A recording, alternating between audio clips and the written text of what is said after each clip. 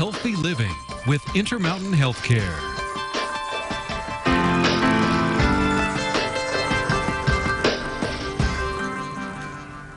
Hydration is so important, especially over the summer months when we're busy and active and kind of forgetting to get as much water as we need. I'm so happy to have Ashley Hagensicks here with us. She is a sports dietitian over at TOSH, and you know all about staying hydrated. Why is it so important?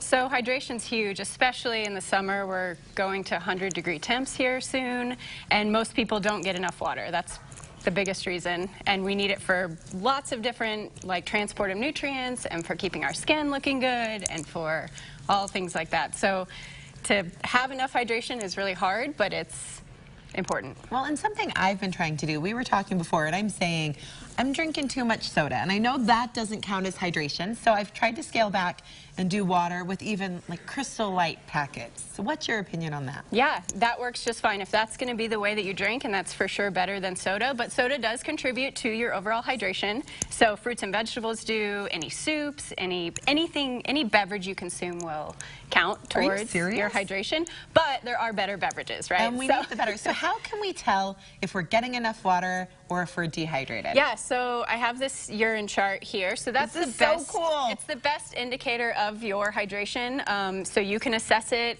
in the morning when you wake up, and you can tell the clearer the better. So if it's looking more like apple juice, you probably aren't getting enough fluids in, and that means you're probably pretty dehydrated.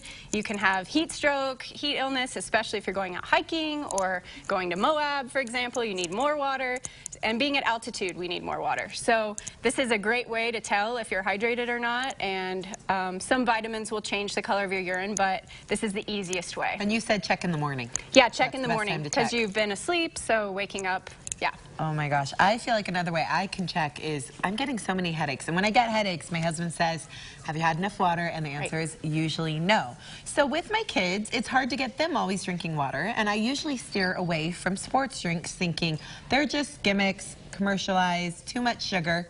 But you say it's actually great, and we need those electrolytes. Why is that? Right. So research shows that kids actually drink more if it's flavored, and so making your own homemade hydration mix is a great option for them because then they can be hydrated. And we're going to do that right now. You have a recipe that everyone can make at home and make your own sports drinks for this week when you're going on hikes, doing fun things, playing outside.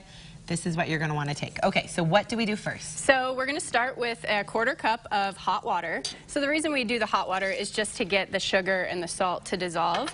So this is just plain old sugar right here. We want this for energy.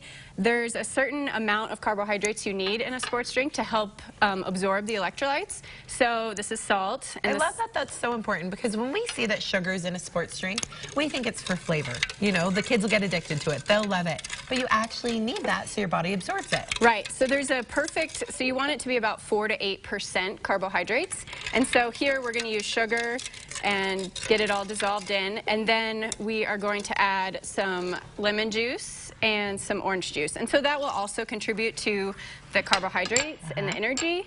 And it's good to have different types. So you don't want all sugar, like just plain table sugar, and you don't want all fruit sugar. You want a combination. So with that combination, it really helps give you that good electrolyte mix and let it digest properly. So then for this, we're just going to add the rest of the water. There's 3½ cups here of cold water.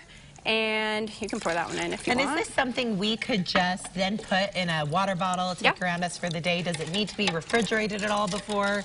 No, I mean, we use, the recipe calls for cold water, but really you can have it however you prefer. And this is basically any sort of sports drink you would buy in the store. So this is the perfect combination. I want to try this. All right, so that's good. There is about, you want it to be between 110 to 220 milligrams of sodium. You want it to have a little bit of potassium per 8 ounces this is. You want it to be that 4 to 8% carbohydrate concentration. But the main thing is the sodium. We need the sodium to bring the water into our cells to be hydrated. And if your kids are going to drink this over plain water, it's a better option. Or also if the mom is. And I'll tell you, this mom will drink this. It really tastes delicious. Thank you so much for being here, Ashley. She's with TOSH, and they have nutrition program services All of the information is listed up on our screen, as well as a number you can reach them, or you can also head over to intermountainhealthcare.org. Thanks so much, Ashley. Yeah, of course. Brian, what's coming up next?